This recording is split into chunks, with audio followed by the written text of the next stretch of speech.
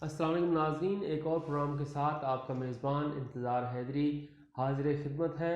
नाज़रीन, आज बड़ा मार्का हुआ है, बड़े ऐवान का बड़ा मुकाबला था और तीन सूबाई असम्बलियों में आज इंतखाब हुआ है। पंजाब में पहले ही इलेक्शन हो चुका है और वह इलेक्शन मफामत के ज़रिए हुआ जिसमें 5 नशस्तें पाकिस्तान तहरीक इंसाफ को मिली थी, 5 नशस्तें मुस्लिम लीग नून को मिली और एक नशस्त मुस्लिम लीग काफ को मिली। तो 11 नशस्तें वहाँ पर पहले मिल चुकी थी।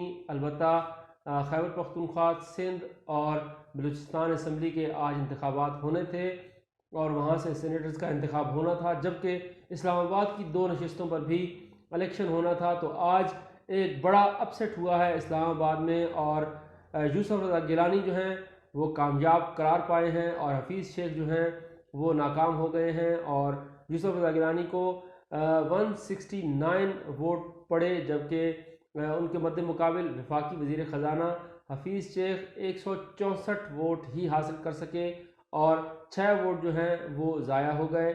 इसके अलावा जो ख़वातीन की नशस्त थी उस पर भी मुकाबला था पीडीएम के उम्मीदवार और पीटीआई के उम्मीदवार के दरमियान। तो पीडीएम की जो उम्मीदवार हैं वो उसमें हार गई हैं। मुस्लिम लीग नून की फरजाना कौसर थी, उन्हें 161 वोट मिले, जबकि फौजिया अरशद जो कि पीटीआई की उम्मीदवार थी उन्हें 174 वोट मिले और इस तरह से वो एक बड़ी कामयाबी के साथ ये मार्का मार गई हैं। तो इस लिहाज से अगर सिर्फ इन 2 नशस्तों को देखा जाए इस्लामाबाद की, और उम्मीदवार भी उसी जमात के थे, लेकिन वोटर्स ने अपनी तरजीहात तब्दील की और हफीज़ शेख के बजाय यूसुफ रज़ा गिलानी का इंतखाब किया। इससे ये लगता है कि जो तासुर कायम किया गया था हफीज़ शेख के हवाले से कि वो IMF के नुमाइंदा हैं, अवाम के नुमाइंदा नहीं, तो शायद इस वजह से हफीज़ शेख जो है वो हार गए और यूसुफ रज़ा गिलानी जो है वो जीत गए। और अलबत्ता एक जो दूसरी चीज़ है वो ये है कि जो वोट ख़राब हुए हैं वो भी खुद पाकिस्तान तहरीक इंसाफ के वोट ख़राब हुए हैं, क्योंकि अपोजिशन के तमाम वोट मुकम्मल हुए। 159 अरकान कौमी असम्बली की हिमायत यूसुफ रज़ा गिलानी को हासिल थी, क्योंकि वो तमाम के तमाम अपोजिशन के थे और एक आज़ाद रुकन कौमी असम्बली जिन्हें बिलावल भुट्टो ज़रदारी ने कायल कर लिया था वो भी पीडीएम को उन्होंने वोट देने की यकीन दहानी कराई थी। तो इस लिहाज से 160 वोट अपोजिशन के पास थे, लेकिन 160 के बजाय उन्हें 169 वोट जो हैं वो पड़े हैं और इस तरह से 9 वोट ज़्यादा पड़े हैं यूसुफ रज़ा गिलानी को। और हफीज़ शेख को अपनी जो उनकी अक्सरियत थी 20 वोट की, उसमें से भी उन्हें तकरीबन, अगर हम मुकम्मल बात करें तो 180 की जो एक फ़िगर था हुकूमत के पास, उसमें से 164 वोट उन्हें मिले और 16 वोट उन्हें नहीं मिले। उन 16 वोट में 10 वोट उन्हें मिले नहीं और 6 वोट जो हैं वो मुस्तरद हो गए।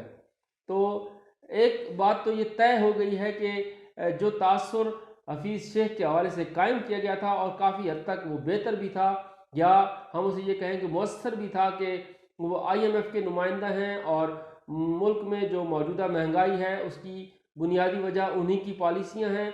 शायद इस वजह से उनके अपने अरकान पार्लियामेंट ने उन्हें वोट नहीं दिया और वो सेनेटर मुंतखब नहीं हो सके, जबकि उसी ऐवान में वही अरकान जब ख़वातीन की नशस्त पर वोट डालते हैं तो मुस्लिम लीग नून की जो उम्मीदवार हैं वो हार जाती हैं और मुस्लिम लीग जो PTI की उम्मीदवार हैं वो जीत जाती हैं, 174 वोट वो हासिल करती हैं।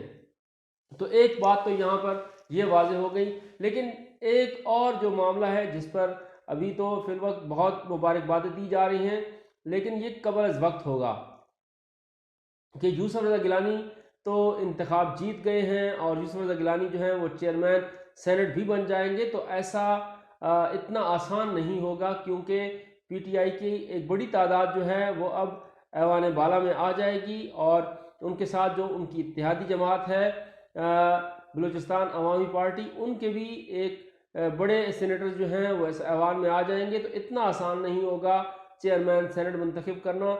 एक मरतबा फिर जो जोड़ तोड़ का सिलसिला है वो शुरू होगा।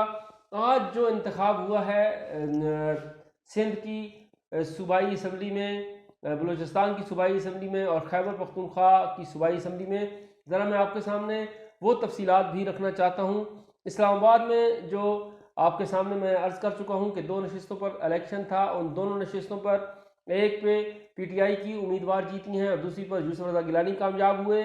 और पंजाब का मैं पहले आपको तज़किरा कर चुका हूँ और आगाह कर चुका हूँ। सिंध में 7 नशिस्तें हासिल की हैं पाकिस्तान पीपल्स पार्टी, जो कि वहाँ हुक्मरान जमात है, और PTI जो कि अपोजिशन पार्टी है उसने वहाँ से 2 नशिस्तें हासिल की हैं। और PTI की इत्तेहादी जमात MQM को भी वहाँ से 2 नशिस्तें मिली हैं। बलूचिस्तान की बात की जाए तो बलूचिस्तान अवामी पार्टी जो कि वहाँ पे हुक्मरान जमात है उसने वहाँ पे 7 नशिस्तें हासिल की हैं और JUI को वहाँ से 2 नशिस्तें मिली हैं और ANP को 1 नशिस्त मिली है, जबकि बलूचिस्तान नेशनल पार्टी अख्तर जान मेंगल की जमात को भी 2 सेनेटर उन्होंने मुंतखब करवा लिए हैं। और खैबर पख्तूनख्वा में PTI ने, वहाँ पे भी हुक्मरान जमात PTI है, तो वहाँ से उन्होंने 10 की 10 नशिस्तें अपनी जीत लीं और बलूचिस्तान अवामी पार्टी ने वहाँ से 1 नशिस्त जीती है, जबकि अपोजिशन की अवामी नेशनल पार्टी ने वहाँ से 1 नशिस्त जीती है। तो अगर मजमूई तौर पर देखा जाए तो आज जो अपोजिशन इत्तेहाद है उसको 14 नशिस्तें मिली हैं, जबकि जो हुकूमती इत्तेहाद है उसे 23 नशिस्तें मिली हैं। 37 नशिस्तों का आज इलेक्शन हो रहा था। इससे पहले पंजाब में मुफाहमत हुई थी और वहाँ से 5 नशिस्तें मुस्लिम लीग नून को मिली, 5 नशिस्तें पाकिस्तान तहरीक इंसाफ को मिली और 1 नशिस्त मुस्लिम लीग काफ के हिस्से में आई। तो अब अगर आप इन तमाम चीज़ों का बगौर जायज़ा लें तो एक बड़ी अक्सरियत जो है वो हुकूमती इत्तेहाद के पास अब भी है। और जब चेयरमैन सेनेट का या डिप्टी चेयरमैन सेनेट का मरला आएगा तो एक बड़ा मुकाबला, एक टफ मुकाबला ज़रूर होगा। इतना आसान नहीं होगा यूसुफ रज़ा गिलानी को बतौर चेयरमैन सेनेट लाने का। और जहाँ तक बात ये की जा रही है कि तहरीक अदम एतमाद की एक फ़िज़ा जो है वो कायम हो गई है और यूसुफ रज़ा गिलानी क्योंकि जीत चुके हैं, तो इससे अंदाज़ा लगाया जा सकता है कि अरकान पार्लियामेंट जो हैं वो अब इमरान खान की पॉलिसियों से नाला हैं।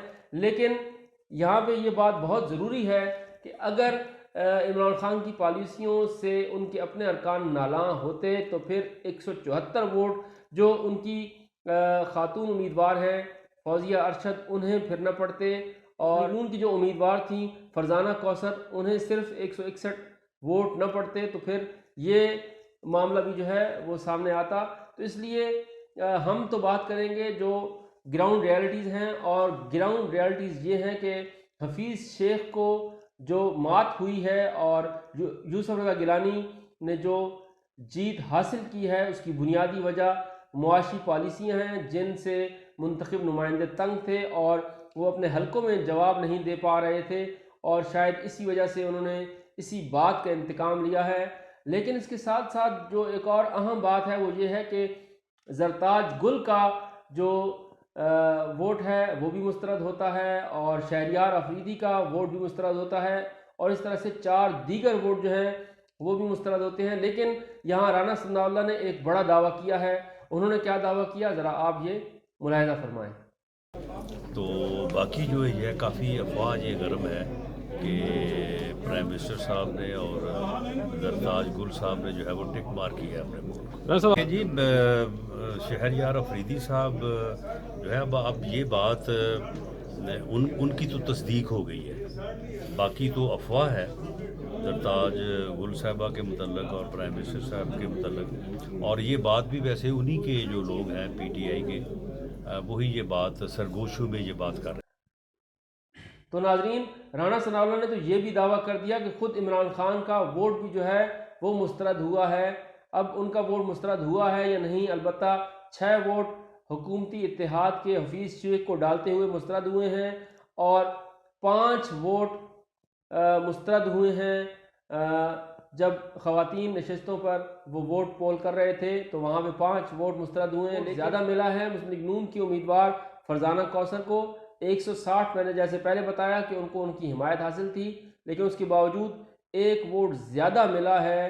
तो इस लिहाज से ये बात भी काबिले तवज्जो है कि पाकिस्तान तहरीक इंसाफ में कुछ लोगों को तहफ़्फ़ुज़ात ज़रूर हैं। अगर इमरान खान ने ये तहफ़्फ़ुज़ात दूर न किए तो आने वाले जो दिन हैं वो ज़रूर हुकूमत के लिए एक बड़ी मुश्किल खड़ी कर देंगे। इस प्रोग्राम के साथ मुझे इजाज़त दीजिए और अपना फीडबैक ज़रूर दीजिए। अगर आपने हमारा चैनल सब्सक्राइब नहीं किया तो चैनल सब्सक्राइब करके मुझे शुक्रिया का मौका ज़रूर फराहम करें।